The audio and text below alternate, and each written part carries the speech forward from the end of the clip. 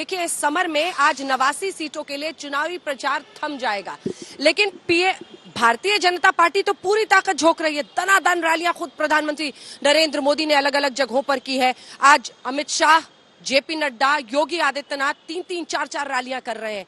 अन्य पार्टियों का क्या हिसाब किताब है, और क्या मल्लिकार्जुन खड़गे या फिर राजस्थान के मुख्यमंत्री अशोक गहलोत गुजरात में ऐसा कुछ कर पाएंगे जिससे जनता, क्या वो मैग्नेट साबित हो पाएंगे? हालांकि अरविंद केजरीवाल भी पूरी ताकत झोंक रहे हैं। तीनों पार्टियां आज आखिरी दिन क्या क्या जुगत लगा रही हैं, दर्शकों को जल्दी से बताइए। बिल्कुल, देखिए अंजना, लगातार जो तीनों पार्टियां हैं ये जुगत लगाने में लगी हुई है कि कहीं कुछ ऐसा हो जाए जो इनको फायदा करा दे। देखिए, बीजेपी लगातार ये कोशिश कर रही है और प्रधानमंत्री नरेंद्र मोदी के साथ गृह मंत्री अमित शाह पिछले 15 दिनों से लगातार यहाँ पे रैलियां कर रहे हैं। यहाँ तक कि वो 15 दिनों से यहीं पे स्टेशन है और यहीं से पूरा गृह मंत्रालय भी चल रहा है। और सबसे दिलचस्प अगर कहे तो लगातार अगर आप देखेंगे तो लगातार ऐसी कैंपेनिंग यहाँ पे बीजेपी के जरिए की गई कि एक दिन में 50-50 सीटों पर अलग अलग केंद्रीय मंत्रियों को उतारा गया। वहीं अगर कांग्रेस की बात की जाए तो राहुल गांधी महज एक ही बार गुजरात में आए हैं और वो 2 रैलियां उन्होंने संबोधित की है। हालांकि मल्लिकार्जुन खड़गे जो है वो यहाँ पे 3 रैली कर पाए हैं। इसके अलावा अशोक गहलोत की बात की रहे तो अशोक गहलोत आते तो थे, लेकिन कहीं पे वो जैसे कहते हैं वो माहौल बनता हुआ नहीं दिख रहा था उनकी रैलियों में।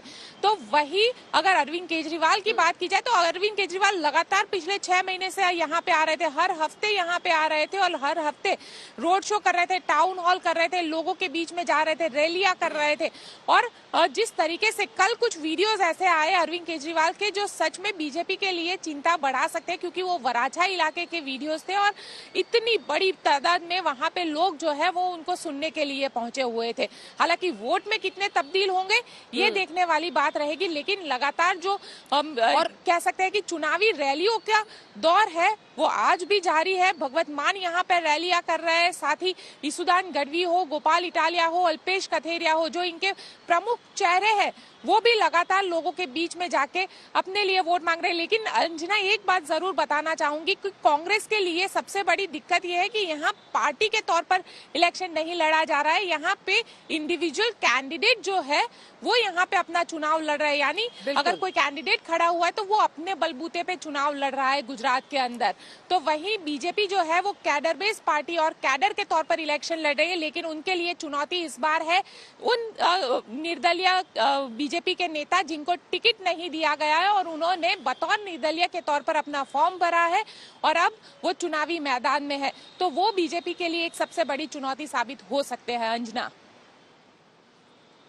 बिल्कुल चित्रा, अगर ये त्रिकोणीय लड़ाई है तो तीनों पार्टियों की स्थिति देखते हैं। एक तरफ मल्लिकार्जुन खड़गे दक्षिण भारत से हैं, कांग्रेस पार्टी में अध्यक्ष का कमान अभी अभी संभाला है। राहुल गांधी सिर्फ एक बार आते हैं। मल्लिकार्जुन खड़गे गुजरातियों को कितना प्रभावित कर पाएंगे?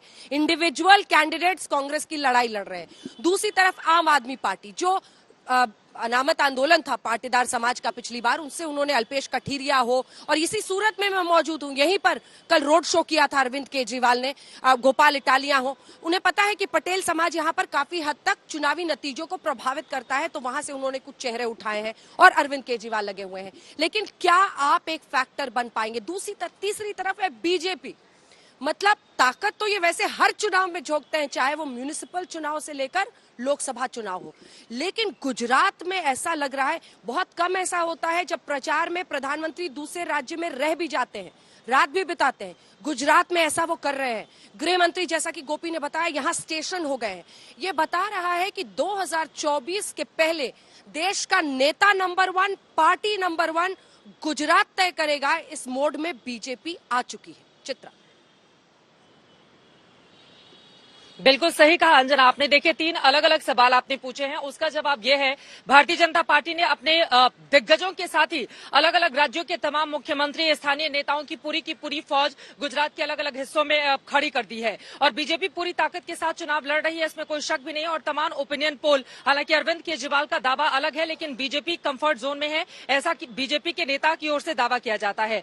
जिस सूरत में आप मौजूद हैं, यकीनन पाटीदार आंदोलन का किस तरह का असर वहां पर पड़ा था 2016 2017 के अगर हम नतीजे देखेंगे तो वहां पर हमने पाया था कि जबरदस्त आंदोलन जरूर चला था। हमने देखा था जीएसटी के मुद्दे पर भी व्यापारी किस तरह से नाराज थे, लेकिन 17 में ऐसा नहीं है कि बहुत बड़ा नुकसान भारतीय जनता पार्टी को उठाना पड़ा था। लेकिन स्थानीय चुनावों में आम आदमी पार्टी की एंट्री के बाद बीजेपी की मुश्किलें बढ़ गई हैं। और जैसा कि गोपी भी जानकारी दे रही थी कि अरविंद केजरीवाल की कल रोड शो की जो तस्वीरें सामने आई हैं, यकीनन वो बीजेपी की चिंताएं बढ़ाने वाली हैं। लेकिन वहीं दूसरी तरफ अगर हम देखें, चूंकि बूथ मैनेजमेंट के लिए माहिर मानी जाती है भारतीय जनता पार्टी और इसी वजह से अपने तमाम कार्यकर्ताओं को अलग अलग बूथ पर उसने तैनात करके रखा है। अंजना, आप भी सोमनाथ गई थी, मैं सोमनाथ से ही आ रही हूं अहमदाबाद।